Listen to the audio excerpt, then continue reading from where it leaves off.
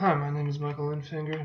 I play college tennis at College of DuPage, and I recently began teaching and coaching. And today I want to show you a strategy which I think is really important, and I think it's the safest way to win points in tennis consistently, particularly in a cross-court rally.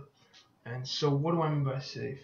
What I mean is that I think when most people get into a rally, they feel like they have to hit a winner or do something special to win the point, and you don't really need to do that if you plan the point out. Um, you just don't. And if you look at the board here, you'll see that the first shot has three options, and then the second shot, that's the important part. That's the shot that's going to do damage. It's going to pressure your opponent. And so with the first shot, um, on the diagram, the third option is the most angled, and that's going to be the hardest one to do.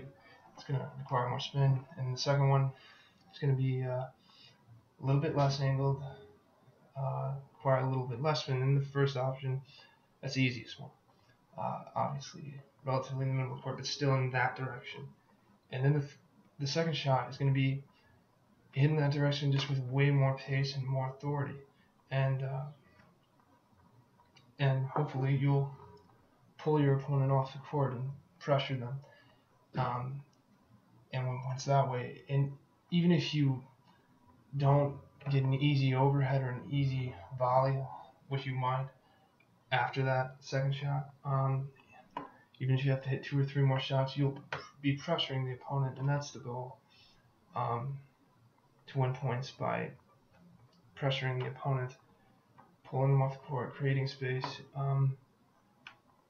And so that's why the second shot's so important, because that's the one that's gonna do all the pressure, and you're just gonna flatten it out a little bit, hit with pace. Any of these other shots will get you there. Just depends on your skill level, which type of shot you want to hit. Second shot's gonna do the damage. And so that's basic strategy. That's why it's safer. Okay, now I'm gonna show you some clips of cross-court rallies that play out like this. And there's a few from Federer. And first thing you're gonna notice is the angles he creates, and then the second thing you're gonna notice is how far his opponents are pulled off the court.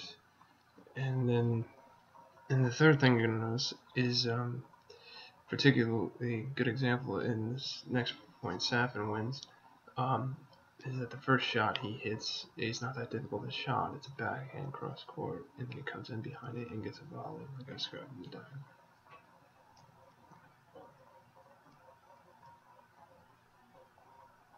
And there.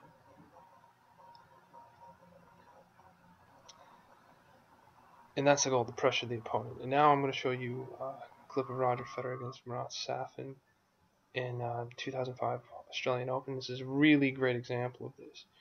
And they're moving around a little bit here, but it's a really good example of a cross-court rally, particularly at the end, where Federer takes 2 balls, and the second one he crushes an inside-out forehand.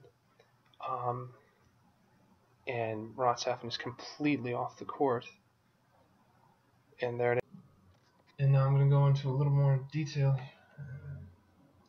As you can see, I've written some things on the board, and there's a lot of different strategies in tennis right now, but the way you could look at this is that the second one is the best option for the first shot, because it's a little bit easier than the third one, which is obviously a lot of angle and a lot of spin, and it's still going to get you there in a better position than the first one. And if we apply the triangle theory, which says that you're hitting a shot that way, and then your opponent hits it back, and the triangle flips when your opponent hits it back, then number 2 is right in that space, in this triangle space. Number 3 is going to be a lot harder to get it into that space. And so, I mean, obviously you can see number 3 is just a lot more angle. Number one's the easiest, but least effective. So you can think of it that way. It depends on your skill level, what you want to do. Anyways, that's the jig. I hope you learned something. Thanks. I hope you enjoyed the video. Thanks for watching. I hope you learned something.